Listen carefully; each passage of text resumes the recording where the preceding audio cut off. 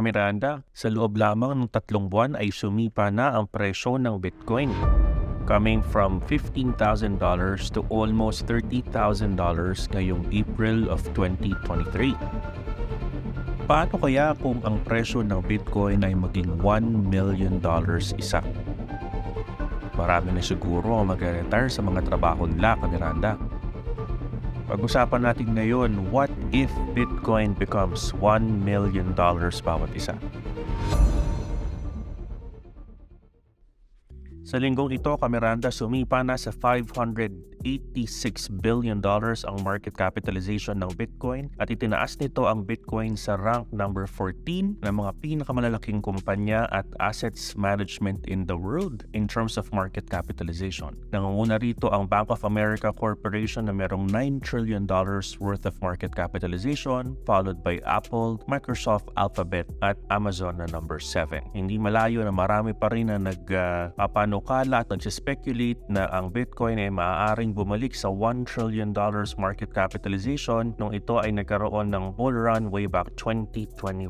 Ngunit bakit nga ba napakataas ng market cap ngayon ng Bitcoin? Miranda, marami ang nagsasabi na ito ay dahil sa expectation of the future success ng Bitcoin. Sa ngayon, limitado pa rin ang paggamit ng Bitcoin compared to regular fiat currencies like US dollar. Miranda, ang cryptocurrency tulad ng Bitcoin ay kailangan magbigay ng valuable service if they would like to justify their very high valuation. Otherwise, ang pag-handle ng Bitcoin ngayon is like collecting stamps lang or some, beanie babies, or ito ay ginagawa lamang ng mga minorities that does not justify the price of a $30,000 bawat Bitcoin. Pero ang tanong, ano yung valuable service ngayon that can make Bitcoin successful? Sa karamihan ng mga Bitcoin investors, yung pagiging maunlad o successful nito means that the price can continue to rise. Pero what if lang, Miranda, that someday a little boy will yell, "The emperor has no clothes"? Alam mo ba yung kindergarten na story na yan na merong gumagawa ng damit sa isang emperor, yun naman pala ay wala, and the price of Bitcoin will come crashing down. Yung mga Bitcoin enthusiasts ay medyo vague on what success means beyond rising prices. They seem more fond of the argument na ito ay merong tokenomics at ito ay merong store value. The most important criterion for a success is that the cryptocurrency can end up being used as a commercial transaction, like for example si Tesla, you're accepting Bitcoin transactions, or even Dogecoin, or even Twitter. All the other value propositions like bilang paggamit sa payment system or safe haven role can only be as good as if it's actually accepted by many people already.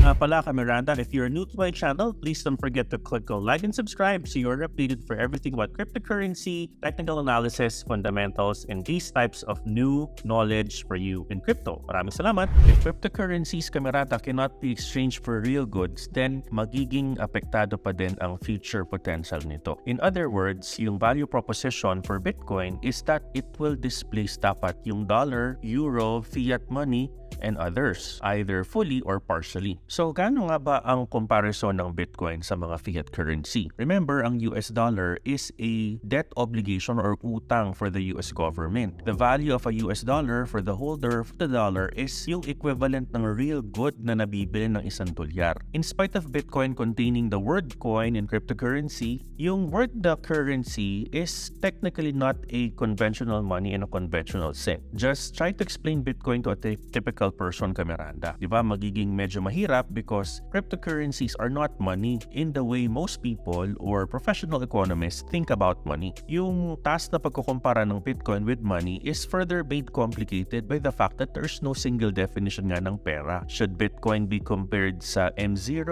or paper money or central bank money or reserves, or it can be compared to on-demand money like M1 or something else? Then maybe Bitcoin will have the same velocity as the money that we use today. We don't know yet. By a first approximation, suppose na mag-example tayo ng on-demand money or M1 for a fiat Bitcoin comparison. At i-assume natin further that they will have the same velocity. Yung amount ng M1 money ngayon, total of all the G20 countries is $31 trillion, which means of course, yung M1 money can buy 31 trillion worth of goods. If the price of Bitcoin goes to, sabihin mo ng $500,000, the holders of Bitcoin can actually buy 10 trillion worth of goods. multitudes. Imagine, what if Bitcoin ends up equaling the purchasing power of all the M1 money? The price of a single Bitcoin will be $1.5 million. These are very rough approximations, Miranda, but a full displacement of all the fiat money across the world would mean that the price of Bitcoin would be somewhere within the neighborhood of around $1.5 million. Whether the price of Bitcoin is $1 million or $2 million, it's quite immaterial at this point. But I think yung success ng Bitcoin means that the price of the coin itself will be quite a bit higher than that. So that leaves us into two interesting questions, Miranda. What will happen to the holders of Bitcoin and what happens to everyone else, diba? So to begin with, yung current owners of Bitcoin will become the wealthiest people in the world. Siyempre, kakalabanin niya na ngayon yung mga hari at reyna because, those are the ones that are actually handling gold in the centuries that have passed. Siyempre, these monarchs are the ones who literally own the money. Pero pag ikaw ay Bitcoin hodler at umabot ng almost $1.5 million ang presyo ng isang Bitcoin, you can buy anything that you want. There are not gonna be many of them as well, Miranda, compared to the multitudes that own assets today via pension funds or mutual funds or the rest. Magiging maliit lamang na tao ang magkocontrol sa Bitcoin. Una-una na dyan, syempre si Saylor. So a sharp increase of inequality as an inevitable consequence of the Bitcoin success is pwede nating i-expect. Unlike sa mga pinakamayayaman tao tulad ni Jeff Bezos or Elon Musk, whose wealth is actually coming from creating companies that benefits majority of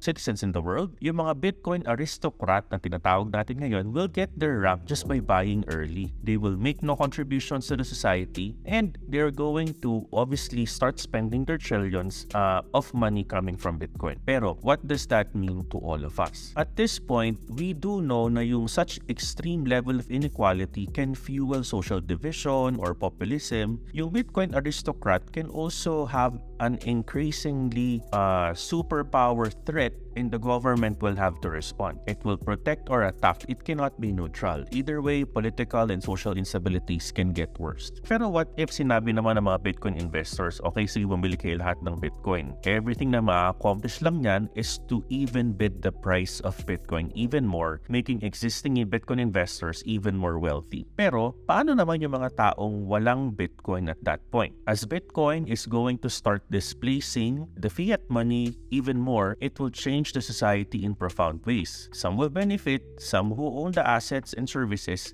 they can sell to the Bitcoin aristocrats to prosper. Someone has to build their houses and clean their toilets, educate their children, and cook their food. Someone has to defend them from the rest of the society. But that is also medyo small minority lang yung mga may hawak na yan, Miranda. Remember, there's only 21 million Bitcoins all over the world at marami dyan ay hawak ng mga Bitcoin miners at mga nauna nakabili ng Bitcoin way back 2013. Ang pinaka magsasuffer dito, Miranda, are those individuals whose wealth is actually built right now on fiat currencies like dollars, Canadian dollars, Philippine pesos. Because as Bitcoin continues to gain dominance, the less that we will want to hold any fiat currency. We will all want to be paid in Bitcoin and hold our savings in Bitcoin. As in any market, yung amount of goods and services that can be acquired by fiat money will inevitably fall, liliit ito. Further, it can hurt those that are living based on the fiat currency. Yung Bitcoin enthusiasts will of course respond by saying they should also buy Bitcoin.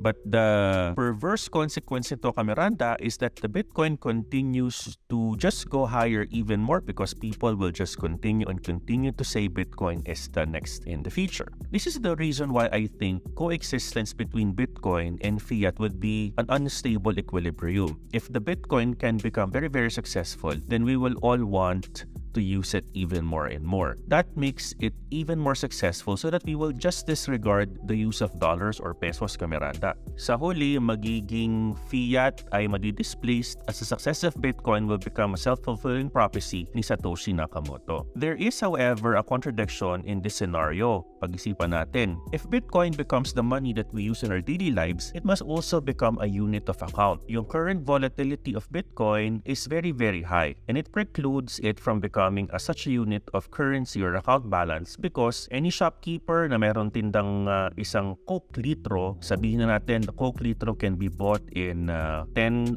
sats or 10 satoshis. Paano kung naging volatile ang presyo ng Bitcoin? Hindi pwede mag-iba ang presyo ng Bitcoin for you to be able to buy a 1 liter of a soft drink. Of course, yung current volatility of Bitcoin can preclude it becoming such a unit of account because of that particular volatility. And that contradiction may be the reason why Bitcoin cannot become just ultimately successful without replacing fiat currency. Remember, success means it's gonna be used for transactions, but that also requires Bitcoin becoming a unit of account, and for that to happen, the purchasing power of Bitcoin must be stable. Fortunately, Miranda, the more successful Bitcoin becomes, the more visible the perverse consequences and the internal contradictions can become. So, the Bitcoin and other cryptocurrencies will be discarded long before we get to that point. At which time, Miranda, the price of Bitcoin will be probably head to zero. Maraming mga opinions that Bitcoin can be a bubble. It makes sense to ride the bubble, but as long as possible, just get out in time. This is the scenario of what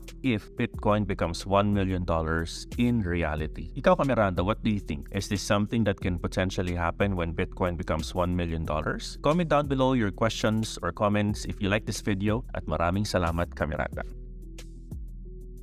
Subscribe, like, follow, and share. Sige na please, Miranda.